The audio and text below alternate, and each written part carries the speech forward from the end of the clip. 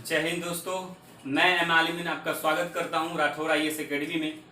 और आज हम पढ़ने वाले भारतीय इतिहास के स्रोत।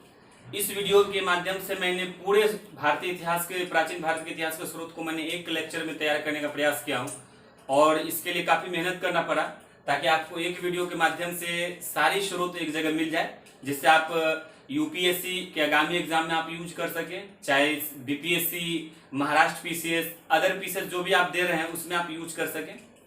तो मैं इसको शुरू करूं इससे पहले एक कोटेशन है आपके लिए कि खुद ही को कर बुलंद इतना कि हर तकदीर से पहले खुदा बंदे से पूछे बता तेरी रजा क्या है। तो चलिए फ्रेंड्स, मैं शुरू करता हूं आज भारतीय इतिहास के प्राचीन स्रोत। आप देखते हैं इसमें कि मुख्य रूप से पुरातात्विक स्रोत और साहित्यिक स्रोत में भारतीय इतिहास के स्रोत को मुख्य रूप में बांटा जाता है।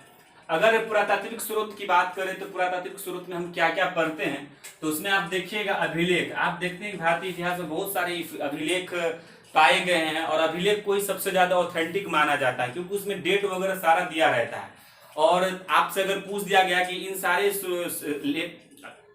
पुरातात्विक स्रोत में सबसे ज्यादा ऑथेंटिक कौन है, मान्यता सबसे ज्यादा किसकी है, तो आप इसमें लगाएंगे अभिलेख में, यानी कि अभिलेख जो है आपके पुरातात्विक स्रोत सबसे विश्वसनीय माना जाता है। उसके बाद स्मारक भवन भी जो है हमारे पुरातात्विक स्रोत के रूप में काम करते हैं। बहुत सारे पुराने आप देखे होंगे कि पटना के कुम्हारार में जो है मौर्य काल का जो राजभवन प्राप्त हुआ है। तो ये सब सारे, इसके अलावा भी यक्षिणी की मूर्ति प्राप्त हुई है और सारी बहुत सारी खुदाई होता है तो उसके अंदर से जो स्मारक के टूटे फूटे सामान मिलते हैं उससे जो है हमको समझने में प्रयास, यानी कि इतिहास को समझने में हमको आसानी होती है और हम उसके काल निर्धारण में हम उसको सहायता उससे लेते हैं। इसके बाद देखिए सिक्के। सिक्के क्या है कि सिक्के से भी आपको एक बहुत बड़ा स्रोत के रूप में इसका मान्यता इसको मिला हुआ है, क्योंकि सिक्का आप देखिए एक व्यापारी का जो व्यापार करने का एक साधन है सिक्का। आप सिक्का जैसे अगर मान लीजिए कि आपका सिक्का जो है, जैसे आप देखते होंगे कि बोगास कोई अभिलेख मिला था 1400 ईस्वी में मिला था, तो वो सिंधु घाटी सभ्यता का देवता जो था उसका वहां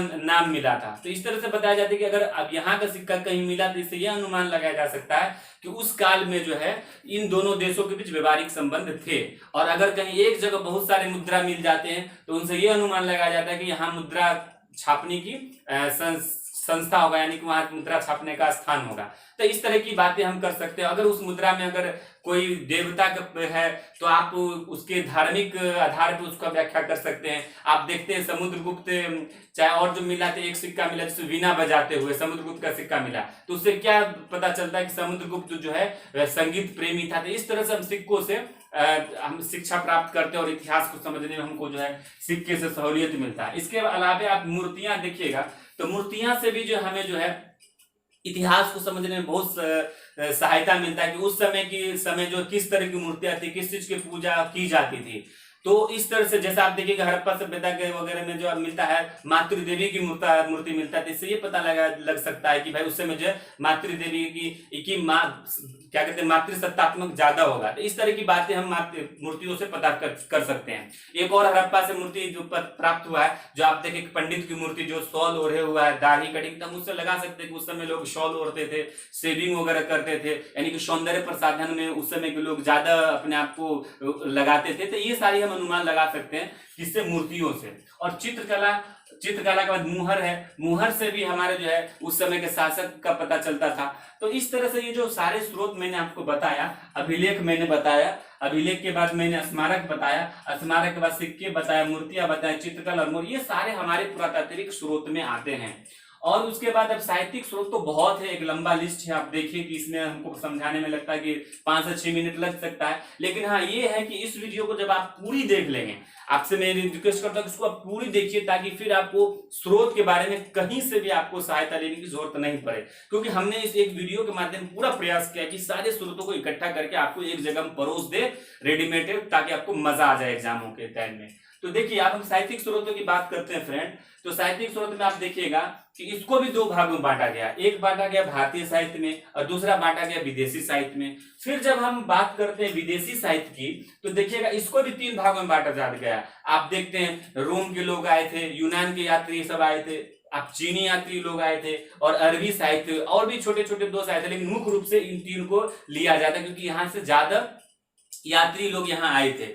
और यहाँ उन्होंने अपनी अपनी सारी कहानियां लिखी। उसके बाद आप देखिएगा कि भारतीय साहित्य में आप देखिएगा इसमें गैर धार्मिक है साहित्य है, गैर धार्मिक साहित्य है, संगम साहित्य है। और उसके बाद आप इस तरह से आप देखिएगा कि संगम साहित्य है, गैर धार्मिक है, धार्मिक में भी 3 तरह से बढ़ जाता है, जैन साहित्य है, बौद्ध साहित्य और ब्राह्मण साहित्य है। फिर आप देखेंगे ब्राह्मण साहित्य को भी एक लंबी सूची मिलती है। आप देखिएगा वेद है, ब्राह्मण ग्रंथ है, अरण्यक है, उपनिषद है, वेदांग है, उपवेद है, षड दर्शन है, महाकाव्य, पुराण है, स्मृति है। तो आज हम इन सारे को कंसाइज रूप में समझने का प्रयास करते हैं और याद करने का प्रयास करते हैं।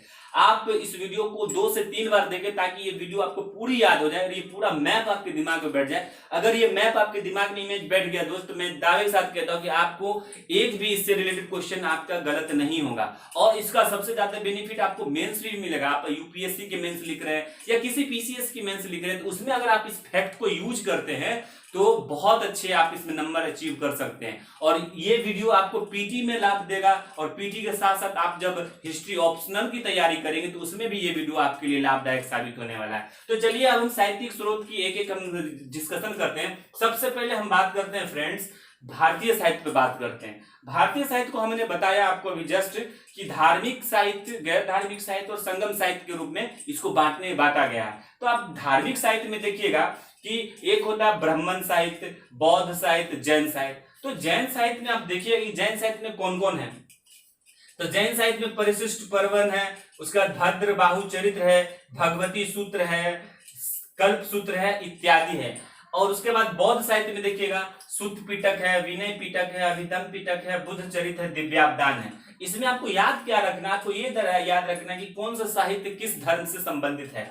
कभी कभी कंफ्यूजन होते हैं बहुत ज्यादा, आपको ये याद रखना है। और विनय पिटक में देखिएगा कि बौद्धों के नियम की चर्चा की गई थी। उसके बाद जो है उसका मतलब देखिएगा कि सुत्त पिटक में जो है विनय पिटक, सुत्त पिटक, अभिधम पिटक ये सारी बुक है, दिव्यावदान ये आपको बौद्ध साहित्य से रिलेटेड है। उसके बाद जब ब्राह्मण साहित्य की बात करते हैं फ्रेंड्स, इसमें देखिए ब्राह्मण साहित्य भी कई रूपों में बढ़ जाता है। आपको मैं जैसे वेद है, तो वेद देखिए वेद तो हम जानते हैं 4 वेद है।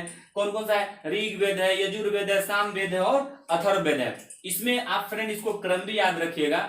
और आप देखिए कि इसमें सबसे अंतिम वेद जो है अथर्ववेद है। अगर आप छोटे एसएससी वगैरह के एग्जाम भी देते हैं तो आप उसमें देखिएगा, चाहे पीसीएस देते हैं तो उसमें पूछ दिया जाता है कि सबसे अंतिम वेद क्या है या अंतिम वेद क्या है। तो आप याद रखिएगा अथर्ववेद जो अंतिम वेद है। और इसको त्रयी भी, पहला 3 वेद को त्रयी भी बोला जाता है। तो ये भी आप याद रखिएगा। बोलेगा इनमें से कौन त्रयी वेद नहीं है, तो ये पीटी के पॉइंट ऑफ व्यू से बहुत इंपॉर्टेंट हो जाता है। क्योंकि और एक चीज में जहां तक मैंने एसएससी की बात की, तो देखिए आप अगर तैयारी करते हैं तो आपको छोटे एग्जाम भी देते रहना चाहिए। इससे आपके अंदर एक कॉन्फिडेंस आता है फ्रेंड्स। आप नहीं दोगे तो एग्जाम इतना डरा देगा कि आपकी करियर चौपट हो जाएगा। इसलिए आप दीजिए। हम आपसे कहते हैं कि आप भरिए एसएससी वगैरह जो भी जीएस बेस्ड एग्जाम होता है आप भरे। आप तैयारी बिल्कुल ना करें उसके, लेकिन एक दिन जाके संडे में क्या होता है यार, संडे तो वैसे भी हम एंजॉय करते हैं, पार्क में जाते हैं, मूवी देखते हैं, दोस्तों के यहाँ जाके पार्टी करते हैं।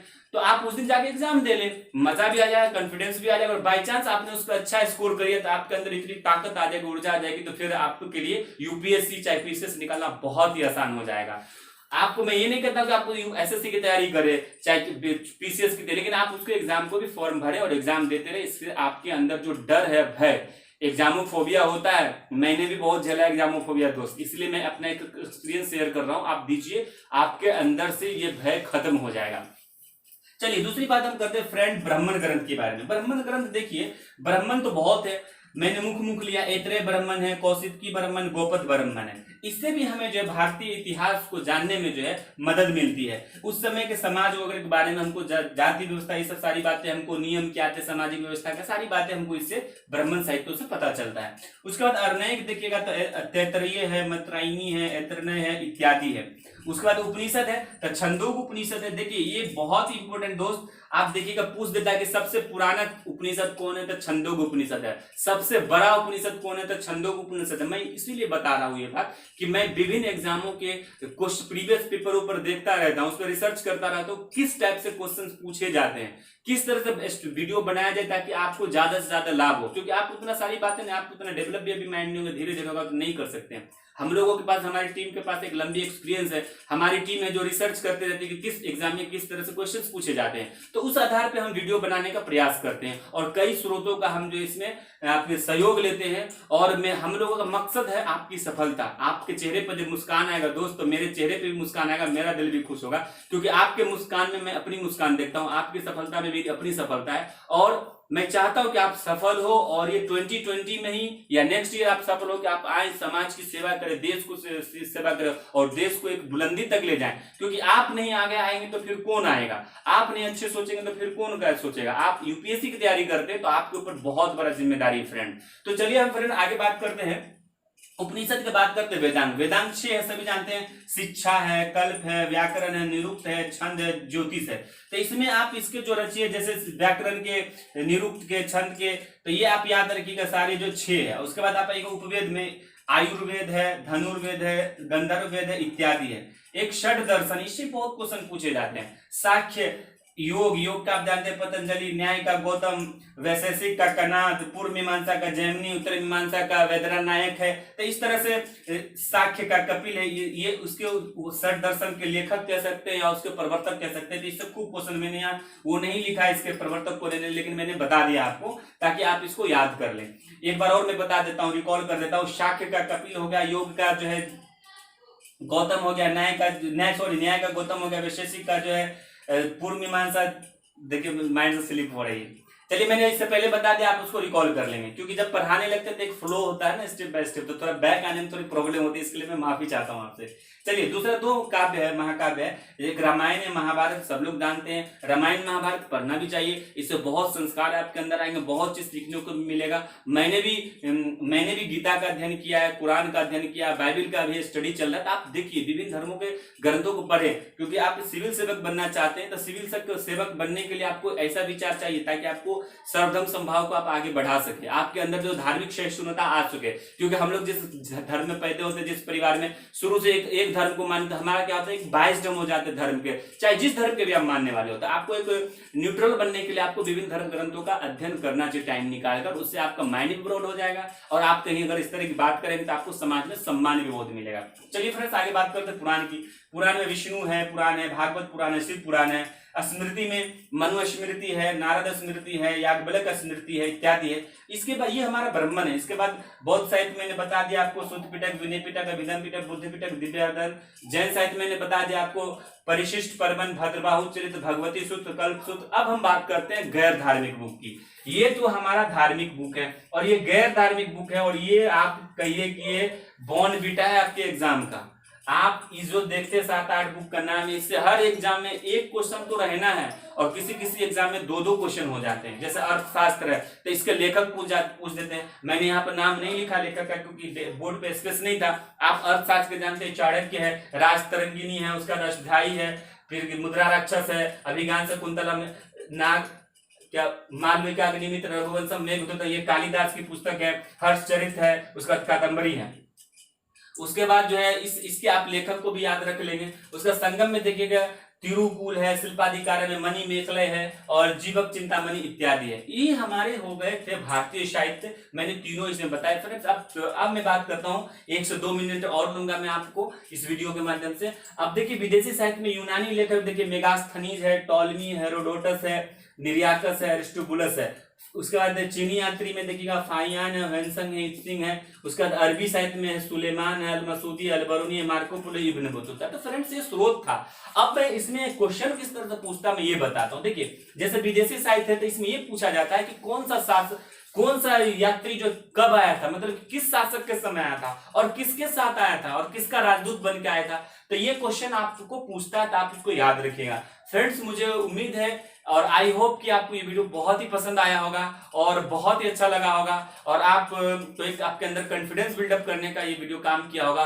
तो फ्रेंड्स आपको वीडियो देखने के लिए बहुत बहुत धन्यवाद, आपको बहुत बहुत बधाई कि आपने पूरा वीडियो देख लिया है। और आपसे मैं एक रिक्वेस्ट करना चाहता हूं कि अगर आप सिविल सर्विसेज की तैयारी करते हैं और आपने अगर अभी तक राठौर आईएएस एकेडमी को सब्सक्राइब नहीं किया तो आप इसको प्लीज सब्सक्राइब करें, क्योंकि ये राठौर आईएएस एकेडमी जो है पूर्णतः आप कह सकते हैं कि यूपीएससी सिविल सर्विसेज को डिवोटेड है और इसकी टीम जो है वेल क्वालिफाइड है। मैंने पहले वीडियो में बताया हूं और वेल क्वालिफाइड है। हर चीज रिसर्च के बाद आपके सामने हम लाते हैं, तो आप इस पे विश्वास कीजिए, पूर्ण विश्वास कीजिए और मुझे उम्मीद है कि आप मेरे चैनल से बने रहें और एक दिन आप इस सफलता हो कि आप इसी चैनल पे आके अपना इंटरव्यू दें और आप मुझे बताएं कि आपने राठौर आईएएस एकेडमी से किस तरह से लाभ उठाया। तो दोस्त, आपको बहुत बहुत वीडियो देखने के लिए धन्यवाद। जय हिंद।